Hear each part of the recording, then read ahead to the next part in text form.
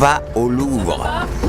La Joconde, eh bien, j'espère qu'aujourd'hui, elle va me dire bonjour. Parce que la dernière fois, elle ne m'a rien dit. Elle était fière. Elle s'est demandé d'où je sortais. Alors je lui ai dit de René Muret. Elle ne m'a pas encore répondu. Alors là, elle va peut-être me reconnaître cette fois-ci. Donc on va passer une matinée avec eux, on va faire une visite avec eux, un chemin particulier prévu par le Louvre. Donc on va prendre beaucoup de plaisir, on va partager plein de choses autour des œuvres, autour des souvenirs que ça va faire émerger, etc. Très bien, bon, on va pouvoir avancer. Voilà, alors on a de la chance d'avoir au Louvre quelques œuvres de ce peintre italien, Caravage.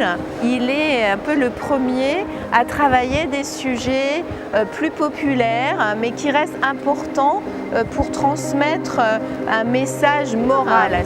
Alors, qu'est-ce que vous pensez des deux personnages Elle est en train de lui tirer les lignes de la main. Là. Très bien. Alors, elle est en train de lui lire les lignes, mais en fait, quand on regarde bien le tableau, elle en profite pour lui voler une bague. Bien. Alors, on va continuer un petit peu plus loin. On va jusqu'au peintre Raphaël. Et vous voyez, à cette époque-là, il n'y avait pas de photographie.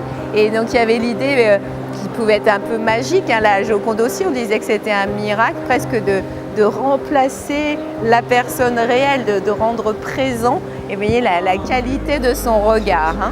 Vous le reconnaissez? Qu'est-ce qu'il avait à la place de l'oreille? Un champignon. Alors du coup, est-ce que vous en préférez un autre maintenant que vous les voyez Oh non, je suis habitué à celui-là. Ah, vous aimez bien celui que vous avez dans votre chambre? C'est le plus beau que j'ai. C'est le plus beau, celui que vous avez choisi dans la chambre. Donc en fait, le bateau qui s'appelle la Méduse a fait naufrage au large des côtes du Sénégal en 1816. Le peintre, il profite de ce sujet pour réfléchir sur la condition humaine en général et comment chacun va réagir par rapport à un drame. Ça va? Oui? Alors, l'événement qui est montré ici, c'est cette idée qu'une figure humaine, une femme, va représenter une idée. C'est l'idée de l'allégorie.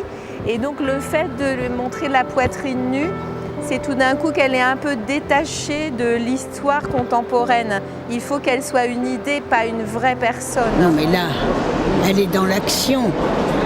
Alors, elle n'a pas la robe... Bon, sa robe, elle tombe, ça peut arriver. Hein? C'est pas un vrai sourire, hein? Si. C'est un vrai sourire, ça? Ah oui. Ah, elle me regarde. Ah, mais je peux changer d'angle. Elle me regarde toujours parce que ses yeux, ils bougent. Je suis suffoquée. Eh bien, depuis le temps que je voulais y aller, que je venais à Paris et que j'étais tenue par les horaires, j'ai jamais pu rentrer. Il a fallu que j'ai 78 ans pour visiter le Louvre. Là, il faut qu'arriver à l'âge de, je sais plus combien j'ai d'âge, que je rentre là, voilà.